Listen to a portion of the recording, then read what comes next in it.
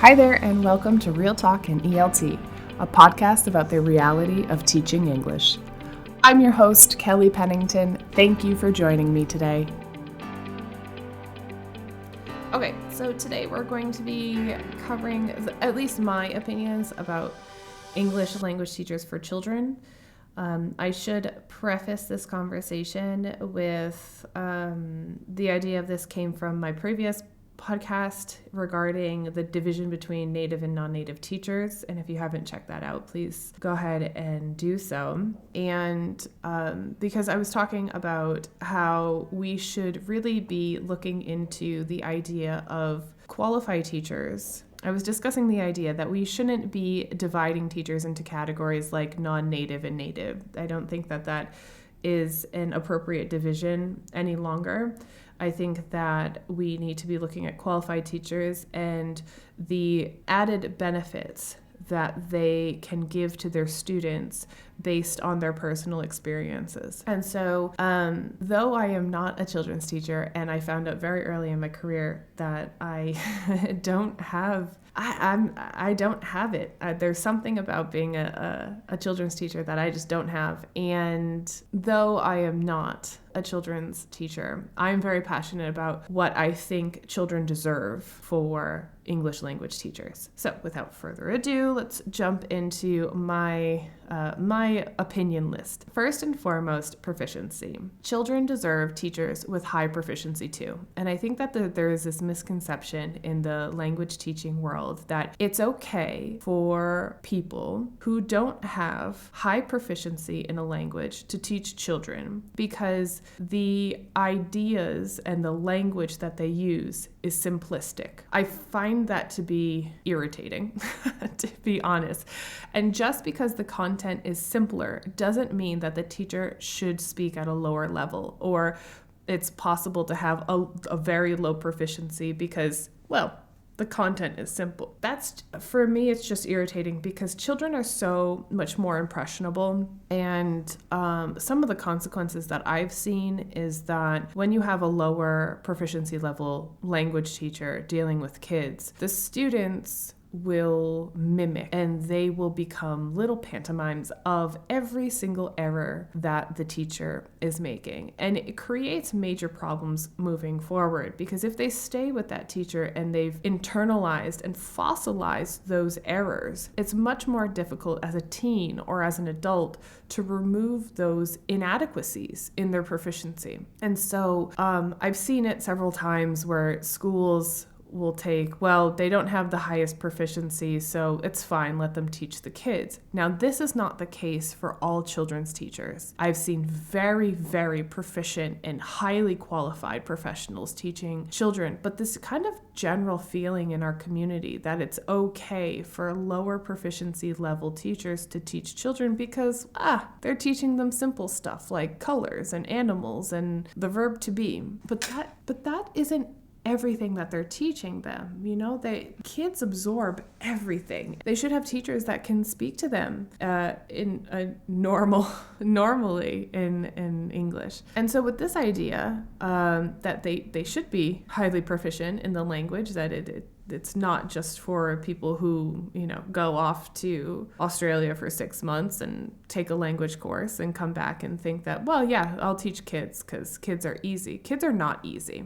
You need some specialized training to teach kids because they do not learn like adults learn. And they also have some very special needs. And children are usually learning their native language and a second language at the same time. And so we need to have teachers that are trained and knowledgeable about the cognitive processes that are happening at that very critical age because they're young and they're impressionable and they're also processing their own language. They're processing, the world. They're forming opinions. They're forming their personalities. And they're on top of that, they're learning a second language. So children really need teachers who are proficient but also have some specialty training to understand the cognitive processing issues that go on while teaching a second language to a young learner. Beyond that, educating yourself as a teacher and then educating yourself, the specialty group of young learners, you also have to have a personality and character traits that reflect and create a positive learning experience for young learners. This is the thing that I struggle with. I'm actually quite, I'm a silly person, but I'm pretty serious at the same time. So I think this was a major factor in that I actually don't really relate well to children. I don't have a lot of kids in my family, and I don't have a lot of contact with kids, so it's not something that I'm actually very comfortable with. Yeah, kids make me uncomfortable, and it's not a bad thing. It's just that is my reality. I'm not very comfortable around kids in general, and so teaching children on top of that would require that I have some enthusiasm and I have some excitement and a playfulness in creating the environment that they need to learn in. And I don't have that.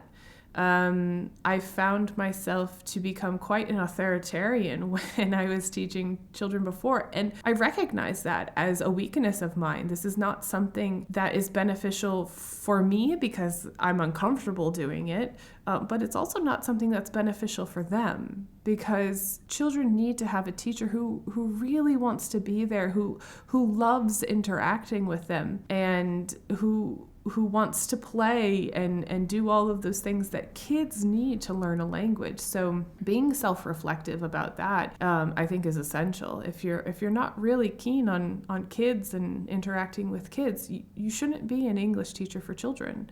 Young learners require a lot of specific things and considerations in their learning process. So though I am not an English teacher for young learners, and though I don't enjoy teaching children, I have in the past, it was a formative experience in that it gave me an insight into who I am as a teacher. It also gave me a perspective that children's English teachers need to be very well respected, because good children's English teachers have high proficiency, a lot of specialized training, and they have a characteristic about them and they have a personality that they are creating this wonderful environment for young learners. And that is really a special person.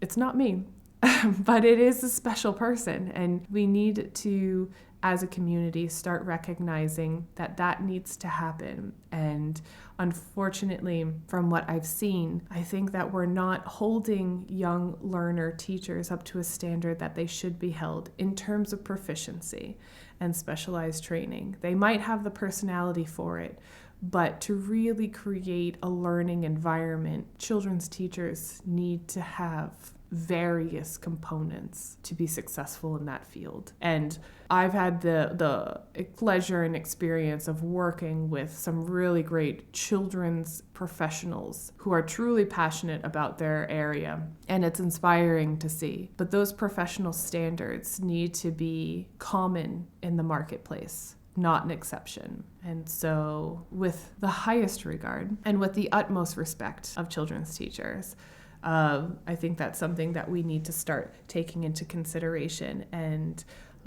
language schools, private or franchises, need to start thinking that providing a quality education to these young learners is necessary. And we need to provide the teachers who can give and create that environment, as well as thinking about the consequences of, if we don't do this, the future of our profession will be dealing with the consequences of children who grew into adults who have language proficiency problems. Thank you so much for joining me this week. I hope that episode was helpful for anyone who had some feelings about teacher profiles specifically for children's teachers.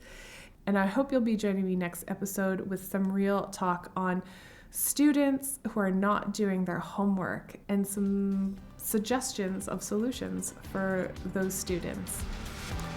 Ready to join the conversation? Head on over to Instagram at Real Talk in ELT Podcast or on at English with Kelly and send me a message. That's it for me. Take care of yourself, your health, your vibe, and your tribe. Until next time.